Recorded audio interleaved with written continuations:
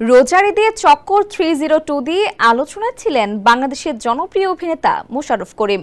পর্দায় তার অভিনয় আলোড়ন সৃষ্টি করেছে। দর্শকপ্রিয়তার তালিকাতেও উপরের দিকেই রয়েছে অভিনেতার নাম।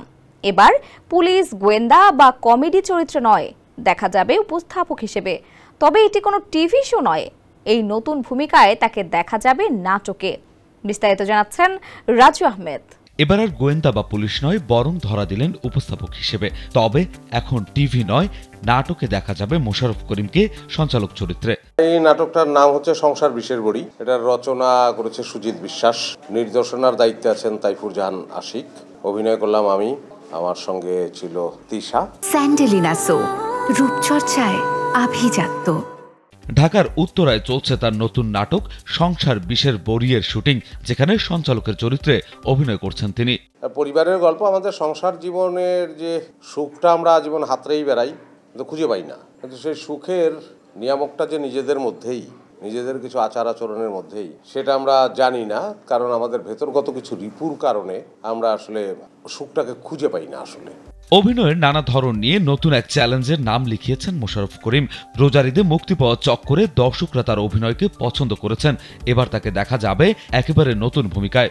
একটা সিনেমা যখন সর্বাঙ্গ সুন্দর হয়ে ওঠে, তার অভিনয়, তার গল্প, তার নির্মাণ, চক্করে সেই সবগুলো বিষয়ই খুব ঠিকঠাকভাবে ঠিক পরিমিতিতে যুক্ত হয়েছে। আমিও চাই ঠিক আমি যেমন সিনেমা করতে চাই। আসলে আমি শিল্পের সীমাবদ্ধ দেখি না, এটা অনেক অনেক খোলা, কিন্তু সেটা শিল্প কিনা দ্যাট ইজ ইম্পর্টেন্ট। নানান ধরনের সিনেমা হতে পারে, কিন্তু সেটা সিনেমায় উত্তীর্ণ হওয়াটা একটা ব্যাপারটা হয়ে ওঠাটা জরুরি। সেটা মারামারির সিনেমা হোক, যেমন আমি একটা মারামারির সিনেমাই হয়তো আমি করবো, কিন্তু দেখে যেন মনে হয় যে এই মারামারিটা আমার পরিচালকের মস্তিষ্ক প্রসূত, এই মারামারিটা অমুক দেশের থেকে দেখে করা বা এরকম না। আমার কাছে মনে হয় যে আমাদের তেমন সিনেমাতেই আমি আসলে কাজ করতে চাই, যদিও অভিনেতা একটা সীমাবদ্ধতা থাকে ভিজুয়াল মিডিয়ায়, যে এটা আসলে পরিচালক যেমন চান সেই বিষয়ের মধ্য দিয়েই আমাদের অনেক সময় যেতে হয়। তো ব্যক্তিগত রুচির জায়গা থেকে আমি চাই যে আমাদের ছবিগুলো, সেটা মারামারির হোক, সেটা ফোক ফ্যান্টাসি হোক, সেটা যে ইজমের সিনেমাই হোক না কেন, সেটা যেন আমাদের হয়। এমনকি সংসার কেমন হওয়া উচিত তা নিয়েও কথা বলেন মোশাররফ করিম। তার মতে একটি সংসার অবশ্যই বিশ্বাস আর সম্মানের উপরে দাঁড়িয়ে থাকতে হবে।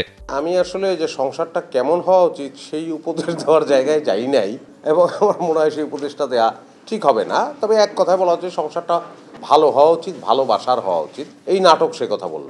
মোশাররফ করিমের নতুন নাটক সংসার বিষের বড়িয়ের মাধ্যমে আসছে তার নতুন রূপ। শিগগিরই এটি প্রচারিত হবে একটি জনপ্রিয় চ্যানেলে।